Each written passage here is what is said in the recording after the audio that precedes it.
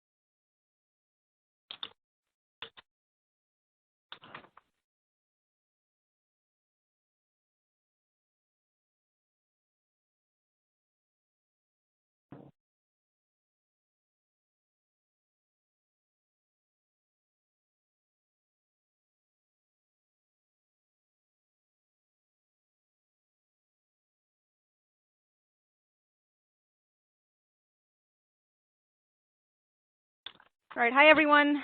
Welcome to the TBR webinar series. Today, Principal Analyst and Senior Strategy Consultant Geoff Woollacott and myself, Senior Analyst Stephanie Long, will be discussing the data center predictions for 2021. So before we get started, just a few housekeeping notes. At the bottom of your screens, you'll see a series of buttons from left to right. You can access the slides, audio controls, Q&A, speaker bios, and our survey. After the webinar, you will receive an email with a replay link as well as a link to view and register for other webinars. If you would like to receive a copy of our deck after the webinar, please email webinars@tbri.com, and then someone will send the deck over to you. So yes, the slides are available after the webinar. You just have to email that email, and then you'll be able to receive them. So if you have any questions during the webinar, please feel free to drop us a note in the Q&A widget, and we'll answer your questions at the end of the webinar. We left some time at the end to do some Q&A. And if you end up having some questions after the webinar is over, you can email either Geoff or myself, Stephanie, to get those answered.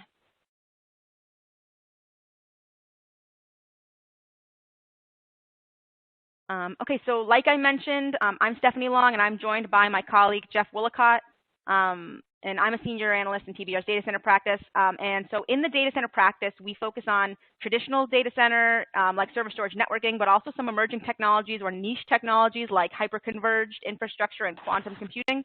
And we also have some research on emerging markets, such as enterprise edge compute. And in 2021, we're also going to be formalizing some research around consumption-based pricing, blockchain, and close-to-the-box services out of the data center team. Those reports are going to actually be, two of them will be cross-practice with our devices team, and the third one will be cross-practice with our digital transformation team. So we're doing a lot of cross-collaboration to combine our expertise to do some analysis on these hot markets right now. Geoff and I collaborate across our specialties to tell a richer data center story. He focuses a bit on the custom side at TBR. I'm more on the syndicated side. So that's why we're specifically the two presenters today. And we're going to walk you through some of our predictions. And just a reminder to use that Q&A function in the bottom of the screen. So 2021 is going to be a bit of a crazy year following 2020.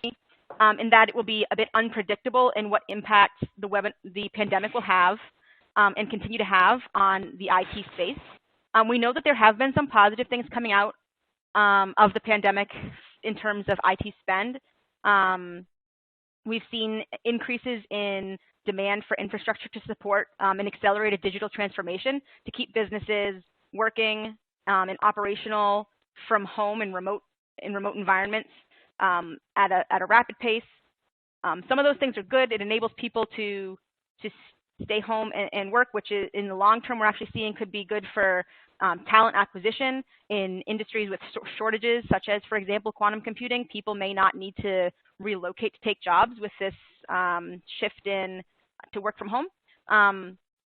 That's just an example there. So anyway, with that, I'm going to hand it over to Geoff, and he's going to share with you a bit on some of the new ways we're going to be analyzing some of these markets in 2021. So with that, I'll hand it over to Geoff. All right. Thank you, Stephanie, and good afternoon to everybody who's listening in. As you heard from Stephanie, there's a lot more cross-practice collaboration that's happening throughout TBR, and that really is the result of the way in which the technology industry in and of itself is changing. It's less and less about the physical infrastructure and more about the business outcome that said physical infrastructure, when tied together correctly, can deliver to the business. So as you're looking at sort of a cube framework, this is the sort of the largest Russian doll within the TBR frameworks, and then we unpack it into different areas. So what we're looking at is an ecosystem value chain that has a series of different pieces to it. There's the end user, and the end user in this can also mean, say, the data platform participant, or a business that puts or has service purchased or goods or services procured from the platform for them or through them to them, etc. There's a professional in IT services, the stitching together of it all, products and platforms, networking, cloud, and software. And then we will take a look at it by the different industries. That really is a sort of a higher level plane for what are the use cases, what needs to be assembled for that industry across that stack. And then the business value chain is what's in it for the participants, what's in it for the end customer across the financial aspects, the go-to-market, the resource management, or any alliances and acquisitions. So when you take a look at that, when we're looking specifically at the sub-level frameworks for how that impacts what we'll call traditional data center infrastructure, that was a way that we had looked at it, Stephanie and I had talked about last year, that calling it data center doesn't necessarily resonate anymore. It's really what form factor and where is it? So in this case, we're calling it location. Is it an endpoint, edge, core, or cloud version of what is required? The endpoint, we're not necessarily talking devices. We're talking about some specialty. It could be an embedded white label box on the shop floor as an endpoint. And then the edge device is aggregating that data and moving it to wherever it needs to go. And the form factors, for years, we really didn't have to worry too much about the form factor because the Windows, Intel, Wintel form factor was largely a juggernaut for a core of it plus mainframe and so on. And now we're seeing it in all sorts of different shapes and sizes. So it's sort of what and where is how the data center, as we move forward, will be taking a look at that. If you want to move to the next slide, Stephanie.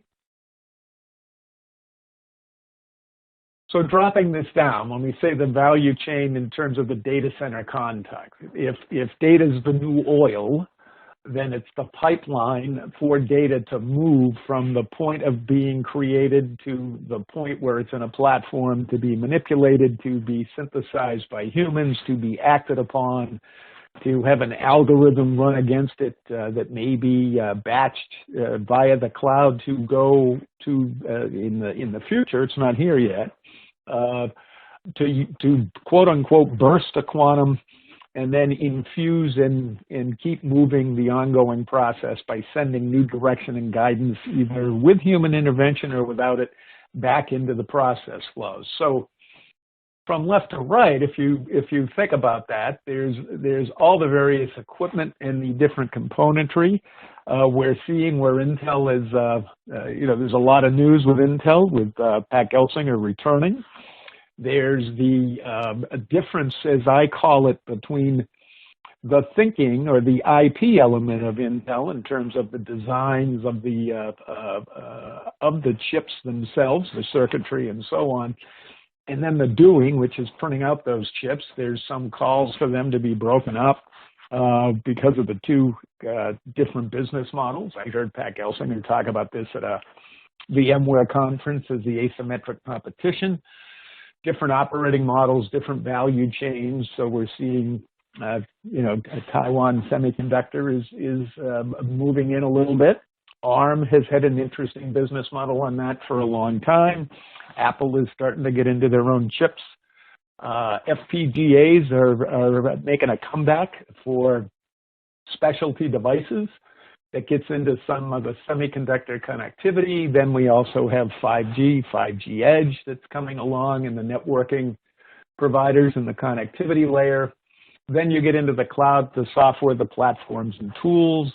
There it's more, again, the volume lots are being disaggregated because for the hyperscalers, they may want certain custom designs being built by the major manufacturers. Some of them are doing it themselves.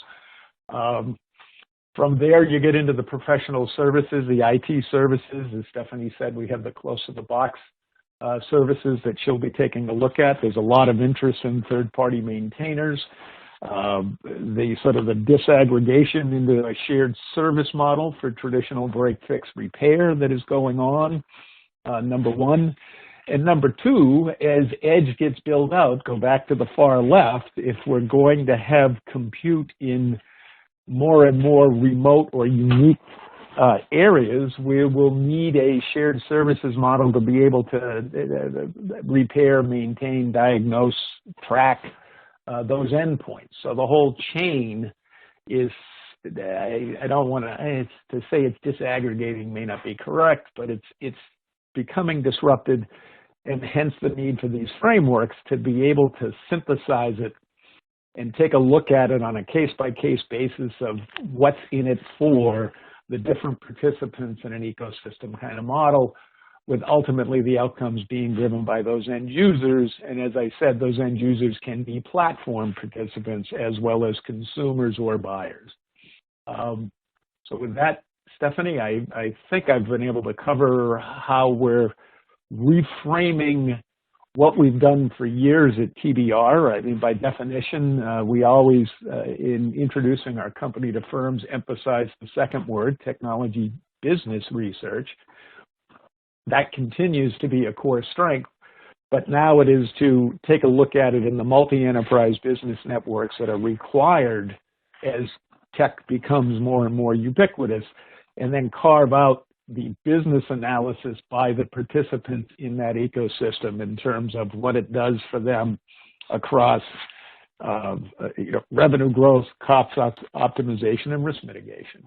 And so I'm actually kind of excited to see how this evolves for TBR over the year. It's going to be interesting. It's going to be fun, and hopefully it will deliver more value to our client base. And with that, Steph, carry on. Perfect. Thanks, Geoff. So now we're going to dive in a little bit deeper into our specific predictions for 2021. So on this prediction, we saw a huge spike in hardware adoption in 2020. So customers could adapt to their needs to keep their businesses running remotely. So in some cases, this was a pulling forward of digital transformation. And in some cases, it was increasing public cloud adoption, which encouraged the purchasing of hyperscale infrastructure. In some cases, it was infrastructure modernization, which benefited some of the OEMs in the space. So there were a variety of sort of smaller trends that were able to be capitalized on by some of the nimble vendors in the market. So a firm may have been planning to spread out some of the spend over the next few years for digital transformation, but COVID caused them to pull that spend up, and a lot of it was pulled up into 1H 2020. So that sounds really great for business, but there are actually a few challenges that we think are going to come out of that in 2021. The first is that customers that bought a ton of new infrastructure in 2020, they're not going to need to buy the infrastructure they were planning to purchase in 2021 because they already did. And the second is that they did this in a reactionary way and not necessarily a proactive and methodical way. So that's likely to have resulted in some security vulnerabilities that may need to be patched up and fixed in 2021. So while that doesn't necessarily create opportunity for the data center infrastructure within the space, it does create potential opportunities for services firms or multi-line vendors that have security opportunities as well to capitalize on that larger trend.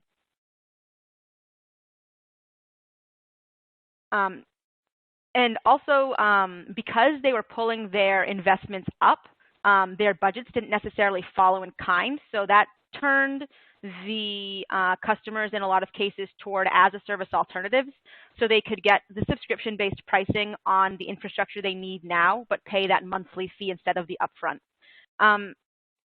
So in some cases, this looked like public cloud investments, and in some cases private or hybrid cloud investments. So again, it was spread across a lot of the infrastructure space throughout the industry.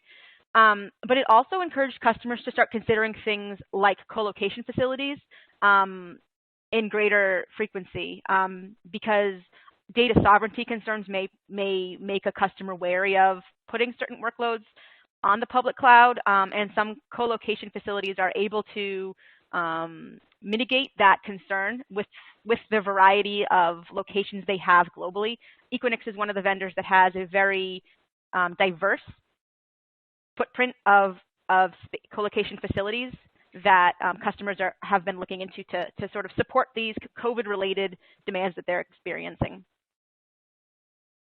So as I alluded to earlier, the spending curve for hardware may be falling off in 2021, but it's going to be ramping up for security. And customers reacting in sort of emergency mode to get their businesses running didn't necessarily put security top of mind with these conversations. And now that things are starting to sort of settle down a bit into this new normal that we're living in 2021 right now, customers are going to start to mitigate those problems, seeing that their adoption was really for more of a long-term use than just a short-term reactionary need. So as I mentioned, customers, vendors in maybe not in the data center space, but in the services space could capitalize on that, as well as data center vendors with security capabilities. And COVID especially has been pushing workloads and data generation points toward the edge, which is expanding the network perimeter as well, placing new opportunities on that security space as well.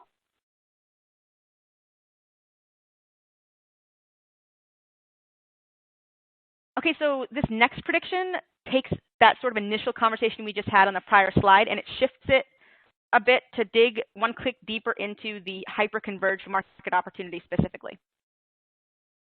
And so in TBR Conduct, we conduct a semi-annual hyper-converged platforms customer research. We release that research every June and December.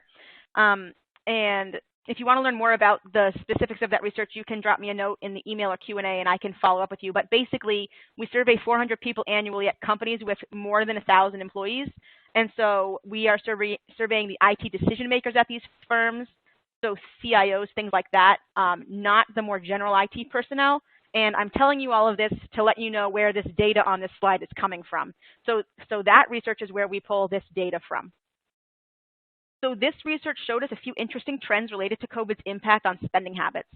And fundamentally, this data shows us that the spending habits have shifted both in favor of and to the detriment of hyperconverged infrastructure. And it also shows us that, in general, customers that were lined up for routine hyperconverged upgrades in 2020 might have foregone those upgrades to reallocate that spending for more pressing business needs that were created because of COVID. So while that may have been bad in some circumstances for HCI specifically, it was beneficial for the larger data center market. And in a lot of customers made this decision, but some customers skipped routine upgrades to invest potentially into more hyperconverged, because hyperconverged is a form factor that is well suited for uses in private clouds or at the edge. So in some cases, those spending shifts actually benefited hyperconverged. And so 31% of customers we surveyed are in the bucket of either shifting the spending or finding new budget to pay more for hyperconverged infrastructure. And well, that is good for business. 25% of customers had no impact from COVID on their spend, and that's in large part because hyperconverged already underpins a lot of strategic workloads. So it ends up being a priority in a lot of ways to keep it updated and fresh when other decisions may need to be made to cut somewhere else. Customers may be more inclined to cut on the legacy side versus on the side of HCI where it tends to be for more strategic uses. Okay, and so like I had mentioned on the previous slide, there are still 18% of customers who are just skipping the hardware altogether, and they're going for public cloud alternatives. But public cloud can't be where you put 100% of your data set your data center infrastructure and be efficient. It's just not well suited for everything. So some anecdotal evidence that we've found from recent research suggests that to a lot of customers, that ideal makeup is something like 60% public cloud, 40% other, so to make up their hybrid cloud environments. And again, that's anecdotal, an anecdotal point. So some industries will be different from that. And the other nuance here is that the private cloud, it could be private cloud or co-location facility for the 40% other. It's not just strictly public versus private. It's more nuanced than that. But this emphasizes that the way of the future is hybrid, and it also makes the messaging come out of vendors like HPE with GreenLake and Dell Technologies with DTOD and Project Apex attractive to customers that are trying to navigate another year of COVID. And they need their stuff to be managed, and they need the public cloud economics, because the capital expenses that are historically how data centers are funded, it's just not practical with the massive shift in demand because of the shift to remote. But our research is also saying that while customers want consumption-based pricing, they aren't actually closing the deal in the pricing model way as frequently as they say they want to. And so there's a few fundamental reasons for this that we're seeing in our research. The first is that vendors aren't messaging the value difference successfully all the time. So consumption-based is more at the end of the life cycle of hardware than just a hardware sale if you were to buy it in a CapEx spend. But customers are doing the math, and they're seeing that it's cheaper to just buy the hardware, but what they're not seeing is the value of the added software and services that are bundled into those consumption-based pricing offerings. So communicating that value proposition on the pricing model so that customers can better understand that part of the story will help increase the stickiness of the consumption-based pricing. And the other reason that we're seeing that difference between customers saying they want consumption-based pricing and then the customers who actually pay that way is channel empowerment. So the channel still largely sees the traditional sale to be the more attractive way to sell, because consumption-based pricing offerings tend to require a fair bit of customization. They're harder sales, and for channel partners, it's just simpler to sell and push the more traditional model over the consumption-based pricing models. So that's what we're hearing around consumption-based pricing, and we know that the vendors are, at least in some cases, aware of these challenges and are working to remedy them. We've seen some vendors investing in bolstering their channel empowerment with consumption-based pricing through incentives, through trainings. So this is something that was recognized in 2020, and we think we're going to see the fruits of that labor in 2021.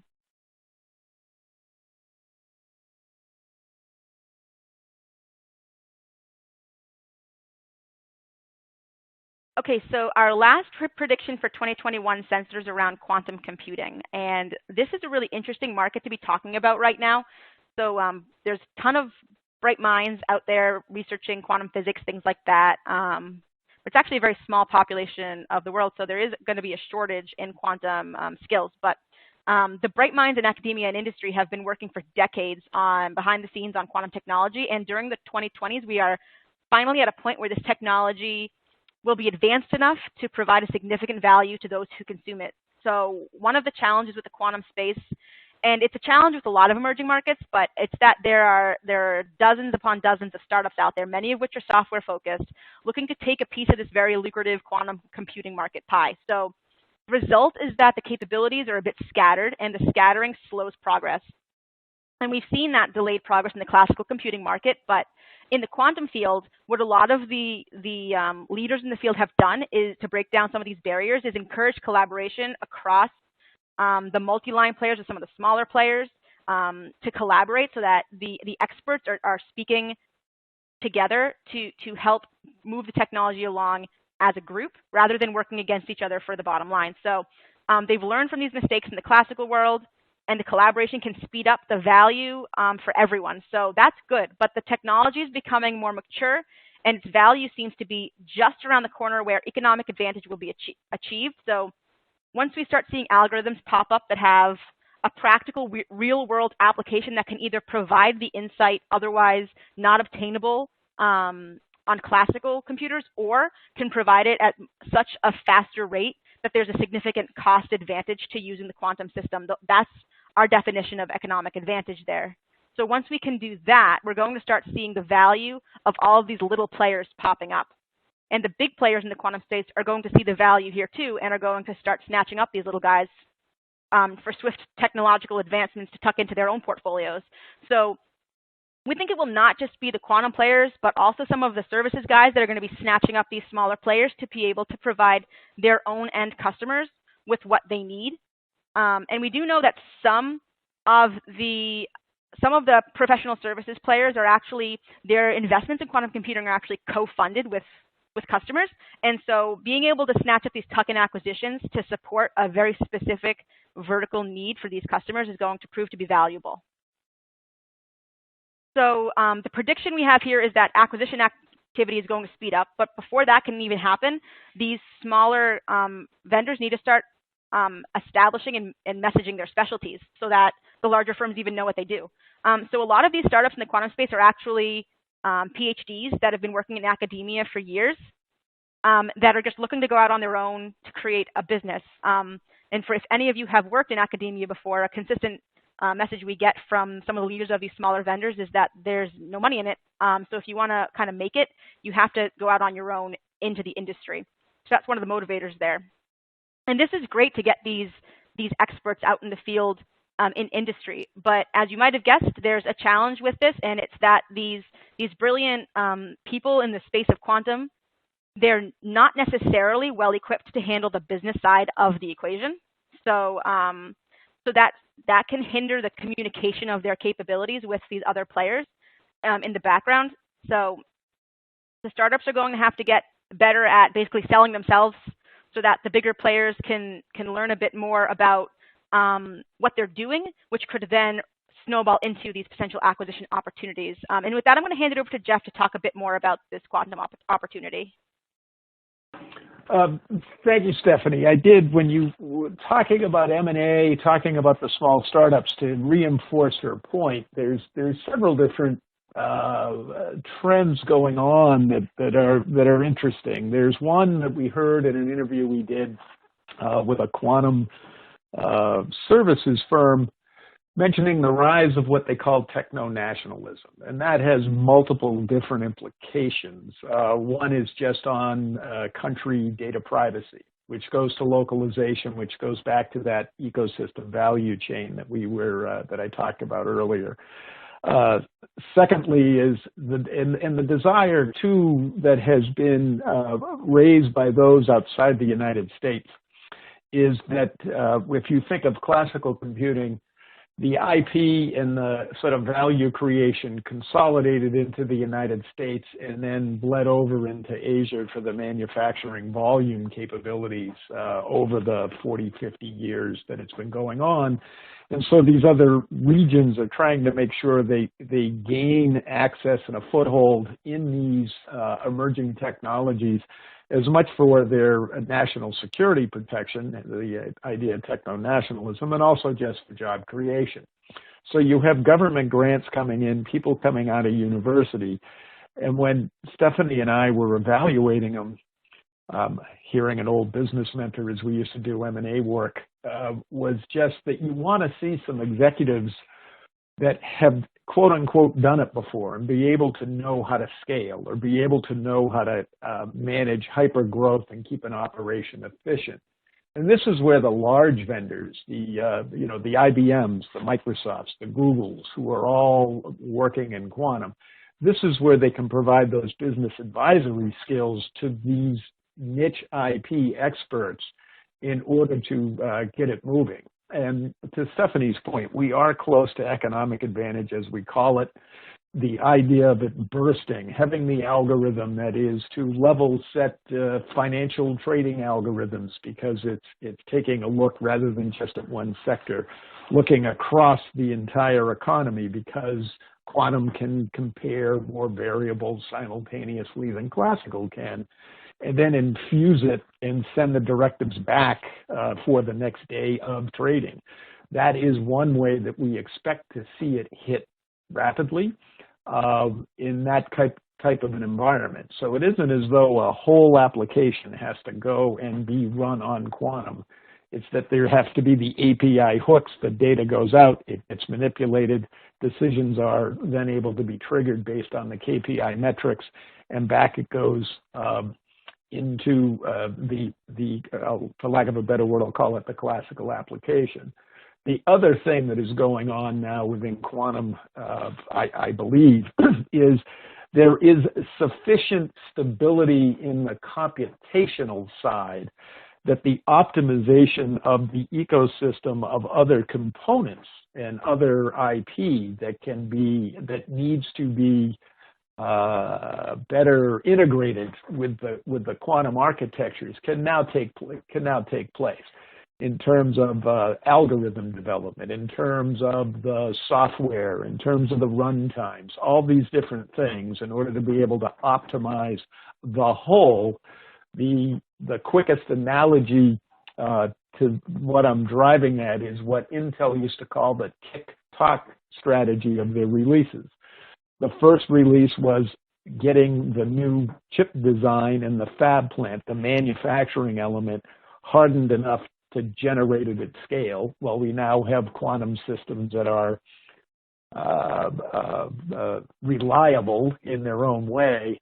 So that's the tick element. The talk element was the software optimizations and the integrations. Now in quantum, it's a little bit broader than that because it's as much joining the classical components that sit close to the qubit instance, as well as the software layers that have to integrate it back and forth. So that M&A activity will hit. The analogy I used for that was OpenStack was supposed to be able to provide enterprises with the public cloud-like feel, yet enterprises then struggled with the technical integrations that were required. So a lot of these OpenStack distros that had sprung up were purchased not necessarily for the software itself, but for the professional services and the advice and counsel that could go out and work with the enterprises as they were trying to build these things. So I think you're going to see that quite a bit in the quantum space once those who may not have been investing in it as much as some of the leaders realize it's here and they need to move quickly in order to work with their existing enterprise accounts as they too start to try to find a way to take advantage of quantum in their business. And that, back to you, Stephanie. Okay, thanks, Geoff.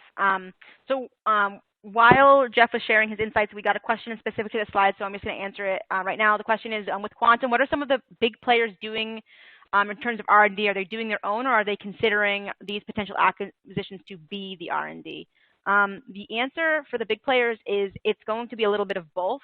We are definitely seeing very specific and targeted R&D from some of the big players in the quantum space.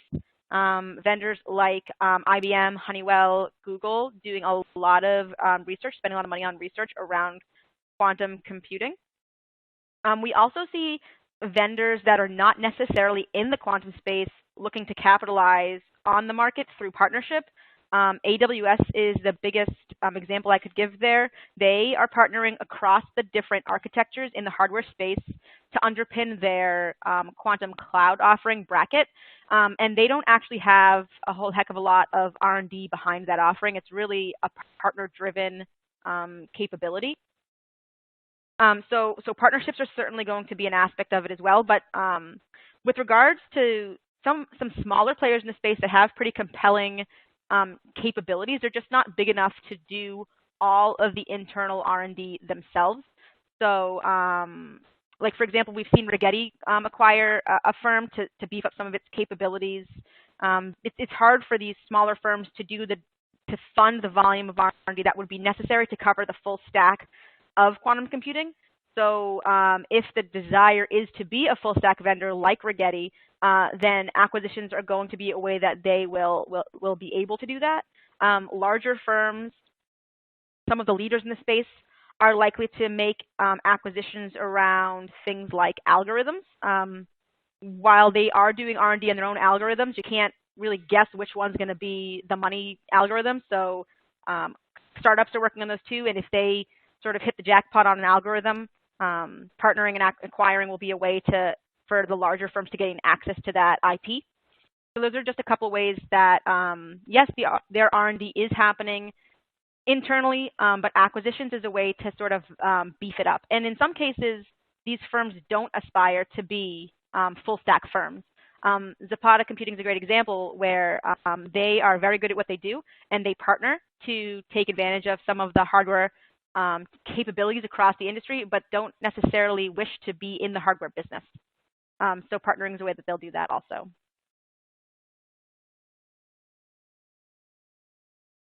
Okay, and I'm just going to jump back a little bit to talk about some of the specific vendors that we see may be able to capitalize on some of these trends.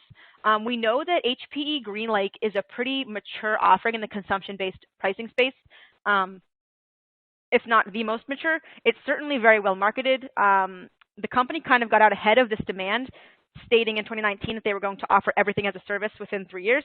So that set the company up well for when COVID hit, because they already had about a year of research going into this everything as a service offering. Dell Technologies also has a pretty strong formal offering around consumption-based pricing that we think is going to be able to capitalize on this trend as well. And we're also seeing some of the fast followers start to ramp up their investment.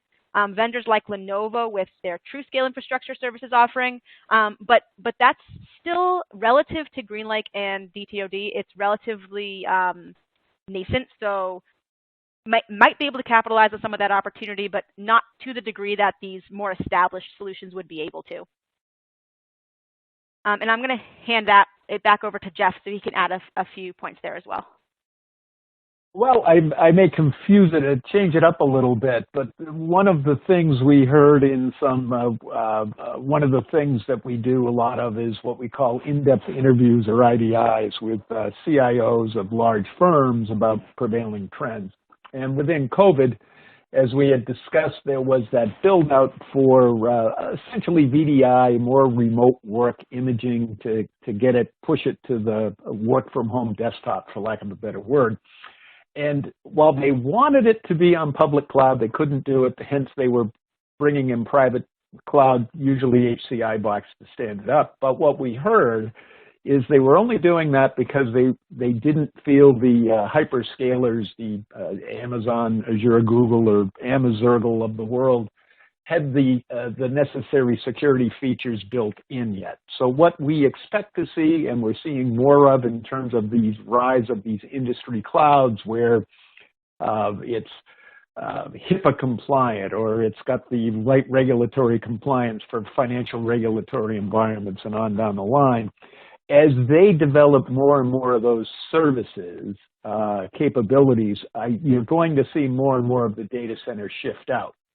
The other way we're seeing that is really the rise of the TPMs, third-party maintainers, where the standard playbook for the equipment vendors was, after about 4 or 5 years, is discontinuing the support for a certain device, which was an ability to go in and do another transaction sale. And what's been happening with that is, for some of these large enterprise installations, what they were telling us basically is, we only need it for another year or two because of the workload it is running.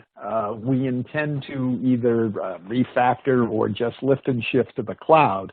So they just need that 1 or 2 year placeholder. So a fundamental underlying dynamic that's changing here is that playbook that was, we can cut the long tail of the maintenance off this 5, 6, 7-year-old piece of equipment so we can get a new cycle going. There isn't going to be a new cycle. It's going to go away.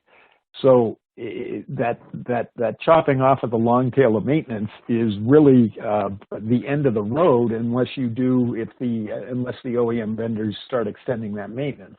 So the positioning for those things is really, they're getting it from several transaction equipment into enterprises, getting hit on several different ways, because you have that, as I just discussed, the big move to cloud. You're also having it hit as you subscribe to more as-a-service software layers that are delivered and may come with storage already provided to it. Those are all sort of the bad news. The good news is that the edge build-outs are going to proliferate, but that's a different kind of a device that will have multiple different form factors depending on the environmental impact, the environment it's going to go into, whether it's in an outside cabinet underneath a carrier tower as a micro data center or not. You also have the rise of the colos as the connections into the internet. And there again, that's where TPMs during COVID were a benefit because it reduced the number of humans that had to go in and out of the co-location facilities to do the maintenance on the cages. So there's some of these trends that hit during COVID that we expect will just continue. We said early in COVID in February, March timeframe, we had some discussions, and all we were basically saying then is you will see an acceleration of the existing trends that have been ongoing. We're just going to see the pace quicken. And I think the pace is quickening in terms of the migration of workloads to cloud, the added features baked in by the cloud providers to ameliorate the risk or mitigate the risk is, I guess, the buzzword I should use, in order to make it an attractive landing spot. And the as-a-service folks, the consumption models, the struggle there is no matter the capacity, if you're doing it in a hyperscale cloud, you have similar to like electric power plants, you can always burst up over, wherein on a consumption model, you still have to determine how much physical compute and store you're going to need, quote unquote, on-prem, however you want to define that, and then have the caps going against it. So while it can have public cloud look and feel, the economics will still have some gray area that will be used in the message points for the sellers.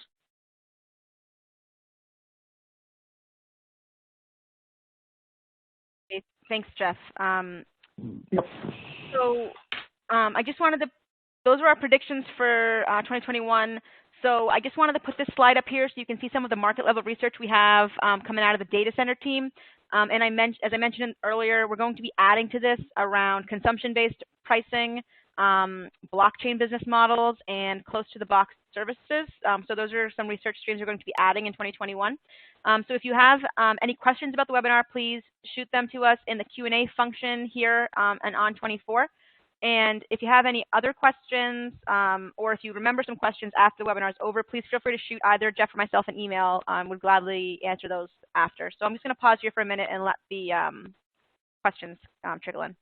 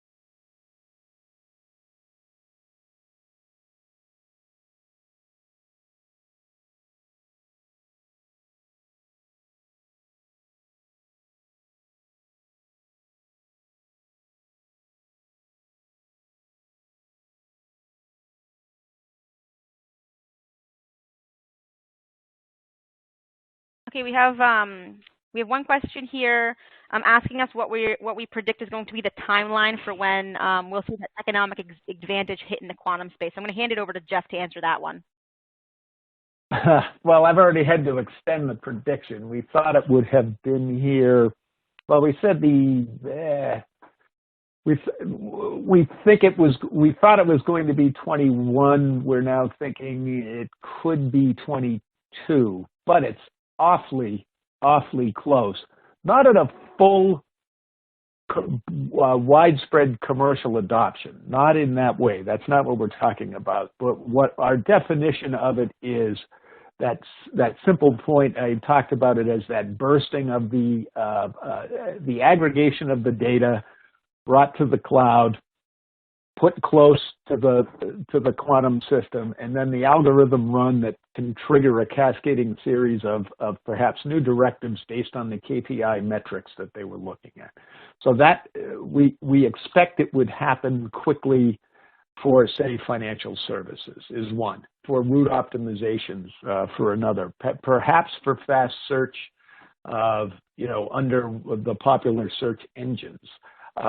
We still believe that will happen within the next year to 18 months. When are we going to have, I don't know if I should call it ubiquitous adoption. Ubiquitous adoption is years and years away, but the commercial proof point, and then some people being able to gain competitive advantage because of that faster time to insight. We wrote something 18 months ago where we used the framework of precision, speed, and cost. Precision isn't there yet, but for route optimization's probabilistic outcomes, the speed will be there for the number of different times you can run it. Cost-wise, what's the cost? There was that early public debate about whether Google had achieved quantum supremacy and what they had done. IBM countered and took a look at the amount of Summit supercomputer access time it would take versus a quantum system. It was like 3.5 days of a supercomputer versus, I can't remember exactly, it's a while ago, but a couple of minutes or maybe a minute and a half of quantum time. So if you think of the economics of that cost, maybe you do it, number one. The other side of it is the operating costs. If you can get closer and closer, not precise, but if you can narrow down your wet labs experiments through dry lab simulations on quantum, so that you can cut back on your R&D investment and quicken the time to new product innovation, being good enough may quickly start to apply in the chemicals and scientific side as well. So we expect within a year to year and a half, you will have publicized usage of these things. It could very well be in sort of the government and the intelligence security side. It may happen sooner, but it also could be that we will not hear about it.